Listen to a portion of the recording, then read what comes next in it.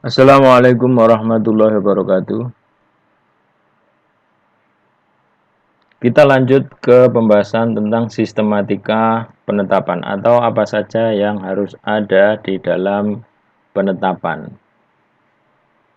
Yang pertama, di dalam penetapan itu nanti ada yang namanya kepala penetapan, ya, kemudian ada nama pengadilan dan jenis perkaranya, identitas pemohon, duduk perkara, pertimbangan hukum, amar atau diktum dari penetapan, dan terakhir nanti adalah penutup.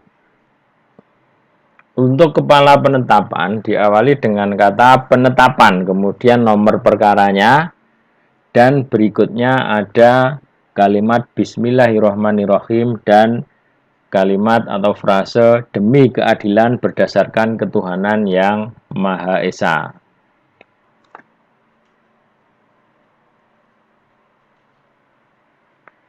Nah, biasanya ini contoh kepala penetapan ya. Di sini nanti ada penetapan, kemudian nomor perkaranya, kalimat Bismillahirrahmanirrahim, dan frase demi keadilan berdasarkan ketuhanan yang Maha Esa. Kemudian nama pengadilan dan jenis perkaranya. Nah, di sini nanti akan dimuat pengadilan agama yang memeriksa perkara pada tingkat pertama telah menjatuhkan penetapan dalam perkara permohonan penetapan ahli waris. Nah, jadi ini ada pengadilannya, kemudian disebutkan penetapannya, dan perkaranya adalah tentang permohonan penetapan ahli waris. Kemudian identitas pemohon. Kalau pemohonnya hanya satu ya disebutkan dengan pemohon saja. Kalau lebih dari satu nanti ada pemohon satu, pemohon dua, dan seterusnya. Ini umur atau tempat tanggal lahir, agama, pekerjaan, kemudian tinggalnya di mana. Ini tinggalnya harus lengkap ya. Ini karena ini penetapan ini identitasnya harus dirahasiakan, maka hanya disebutkan kabupatennya saja, dan nama pemohon juga tidak disebutkan di sini. Tapi di dalam penetapan yang sebenarnya ini nanti disebutkan namanya bin ya, secara lengkap.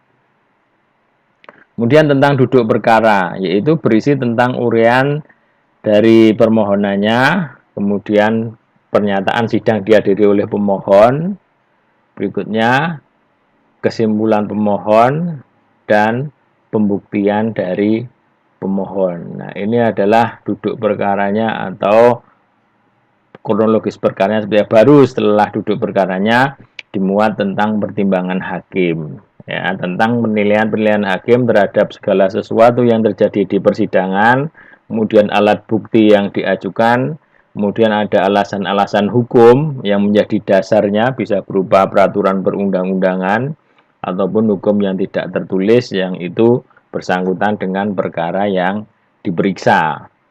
Kemudian amarnya atau diktum penetapan itu diawali dengan kata menetapkan, kemudian diikuti dengan pernyataan-pernyataan diktumnya berdasarkan pada pertimbangan hukum.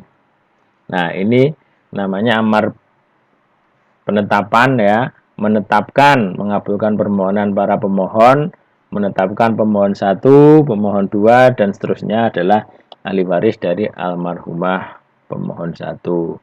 Kemudian ada disebutkan mengenai pembebanan biaya perkara, itu dibebankan kepada siapa, jumlahnya berapa. Nah, itu sudah ada di dalam diktum atau amar penetapannya. Kemudian di penutup nanti akan memuat kapan penetapan dijatuhkan, dibacakan di persidangan yang terbuka untuk umum, kemudian majelis hakim yang memeriksa kehadiran para pihak, ya, kemudian ditandatangani oleh majelis hakim atau panitera pengganti yang membantu jalannya persidangan, dan nanti di bagian akhir ada perincian biaya perkara dalam perkara tersebut. Nah, saya kira demikian tentang sistematika penetapan. Terima kasih. Wassalamualaikum warahmatullahi wabarakatuh.